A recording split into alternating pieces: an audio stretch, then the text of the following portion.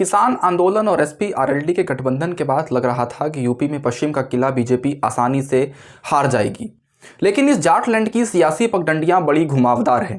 ये जंग इतनी छोटी नहीं, क्योंकि 2017 से पहले जो सियासी समीकरण बने उसके बाद लखनऊ का रास्ता यहीं से होकर जाता है और ये बात बीजेपी को समझ आ रही है। लिहाजा पार्टी ने पूरी ताकत यहां झोंक दी है और 3 लेवल प्लान पर काम कर रही है। उसे 3 सवालों से समझते हैं। पहला, क्या जयंत चौधरी का कद खेवनहार वाला है? दूसरा, पश्चिमी यूपी में जातीय समीकरण क्या है?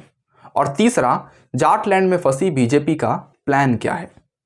जयंत चौधरी भारत के पूर्व प्रधानमंत्री चौधरी चरण सिंह के पोते और पूर्व केंद्रीय मंत्री चौधरी अजीत सिंह के बेटे हैं। ये मथुरा से 2009 में लोकसभा का चुनाव जीत सांसद बने। 2012 में मथुरा की मांड सीट से विधानसभा का चुनाव लड़े और जीत गए, लेकिन इसके बाद लगातार हार हुई। 2014 में मथुरा से ही लोकसभा का चुनाव लड़े और हेमा मालिनी से हार गए। 2019 में सीट बदलकर बागपत चले गए, वहां बीजेपी के सत्यपाल सिंह से हार गए। पिता अजीत सिंह के लिए भी 2014 और 2019 ठीक नहीं रहा। 2014 में बागपत से चुनाव लड़े और तीसरे नंबर पर थे। 2019 में मुजफ्फरनगर से लड़े और 48% वोटों के साथ संजीव बालियान से हार गए। आंकड़ों में पार्टी की स्थिति भी कुछ ठीक नहीं दिखती।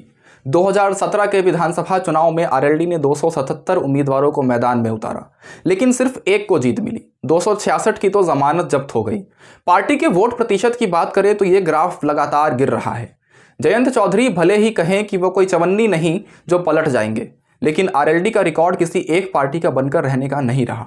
चौधरी अजीत सिंह अटल बिहारी वाजपेयी और मनमोहन सिंह दोनों की कैबिनेट में मंत्री रहे। 1999 के लोकसभा चुनाव में आरएलडी बागपत और कैराना से चुनाव जीती। 2004 में पिछली 2 सीटों के अलावा तीसरी बिजनौर भी जीत गई। 2009 में आरएलडी ने बीजेपी के साथ गठबंधन किया और 5 सीटों पर जीत हासिल की, लेकिन बाद के लोकसभा चुनाव में आरएलडी यूपी में एक भी सीट जीत नहीं सकी। ऐसे में सवाल उठता है कि जब पार्टी बहुत ज़्यादा मजबूत नहीं है तो फिर बीजेपी जयंत चौधरी के पीछे क्यों पड़ी है? इसी सवाल के साथ शुरू होती है जाटलैंड में बीजेपी के फंसने की कहानी। 26 जनवरी 2021 को लाल किले पर हुए उपद्रव के बाद किसान आंदोलन लगभग खत्म हो रहा था। तब राकेश टिकैत रो पड़े थे। तब उनके आंसुओं ने आंदोलन को जिंदा किया था। अगले ही दिन जयंत चौधरी गाजीपुर बॉर्डर पहुंच गए। राकेश टिकैत से मुलाकात की, उसके बाद किसानों की कई महापंचायतों में शामिल हुए। यानी किसान आंदोलन ने आरएलडी के लिए एक संजीवनी का काम किया। मुजफ्फरनगर दंगे के बाद जाट और मुस्लिम वोट बट गए थे। 3 चुनावों में सीधा फायदा बीजेपी को हुआ, लेकिन किसान आंदोलन ने मुजफ्फरनगर दंगे को लगभग भुला दिया। जयंत चौधरी ने भी लगातार जाट मुस्लिम एकता के कई कार्यक्रम किए। पश्चिम में जाट और मुस्लिम कॉम्बिनेशन सबसे सफल रहा है। बागपत, मुजफ्फरनगर, शामली, मेरठ, बिजनौर, गाजियाबाद, हापुड़, बुलंदशहर, मथुरा, अलीगढ़, हाथरस, आगरा, मुरादाबाद में जाटों की अधिकता है। यहाँ पूरी राजनीति जाट, जाटव, मुस्लिम, गुर्जर और वैश्य जाति के इर्द गिर्द घूमती है। यूपी में जाट 2% हैं, वहीं पश्चिमी यूपी में 17 से 18% हैं।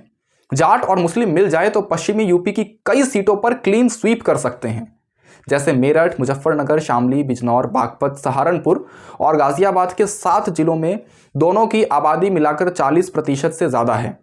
कई जगहों पर तो 50% तक है। पश्चिमी यूपी में कई जगहों पर बीजेपी के नेताओं का विरोध हो रहा है। कहीं काले झंडे दिखाए जा रहे हैं तो कहीं नेताओं को घेर कर नारेबाजी की जा रही है। ऐसे में सवाल उठता है कि जाटलैंड में फंसी बीजेपी कैसे निकल सकती है? पार्टी 3 प्लान पर काम कर रही है। पहला, जयंत चौधरी की वापसी का परसेप्शन बनाना। बीजेपी खुला ऑफर दे रही है कि वापस आ जाइए, लेकिन जयंत चौधरी चवन्नी का उदाहरण देकर मना कर चुके हैं। तब धर्मेंद्र प्रधान ने कहा, जयंत अभी बच्चे हैं, इतिहास का कम ज्ञान है। उनके पिता ने कितनी बार पाला बदला। जयंत चौधरी पाला बदले या ना बदले, लेकिन बीजेपी ऐसे बयानों से एक कन्फ्यूजन की स्थिति पैदा करना चाहती है कि जयंत चौधरी अभी नहीं तो बाद में उनके साथ आ ही जाएंगे। इससे वोट कंफ्यूज होकर एसपी को जा सकते हैं। दूसरा, बीजेपी के बयानों में मियां जहां जिन्ना के बाद पाकिस्तान और मुगल की एंट्री हो चुकी है। सीएम योगी ने कहा कि अखिलेश को पाकिस्तान से प्यार है। ट्वीट में राम भक्तों पर गोलियां चलाने की याद दिलाई जा रही है। अमित शाह भाषणों में मुजफ्फरनगर दंगे का जिक्र कर रहे हैं। यानी बीजेपी अपने तय फॉर्मूले पर जाना चाहती है। जिस मुजफ्फरनगर को लोग भूल चुके थे उसे फिर से याद दिला रही है, क्योंकि ये पार्टी पिछले 3 चुनावों में ध्रुवीकरण का असर देख चुकी है। तीसरी बात यह नजर आ रही है कि बीजेपी ने पश्चिमी यूपी में अपनी पूरी ताकत झोंक दी है। शाह घर घर जाकर पर्चे बांट रहे हैं तो योगी ने वहां लगभग कैंप ही लगा लिया है। आंकड़ों में जयंत पश्चिमी यूपी के चौधरी तो नजर नहीं आते, लेकिन किसान आंदोलन के बाद परसेप्शन की लड़ाई में किंग मेकर हैं। फायदा एसपी को मिलता दिख रहा है। बीजेपी की इमेज पर आंदोलन का जो डेंट लगा है उससे कई सीटों पर नुकसान हो सकता है। हाँ, जयंत चौधरी को लेकर कंफ्यूजन बनाने या फिर मुजफ्फरनगर की याद दिलाने में पार्टी सफल होती है तो ट्रैक रिकॉर्ड को देखकर कह सकते हैं कि बीजेपी फायदे में रहेगी।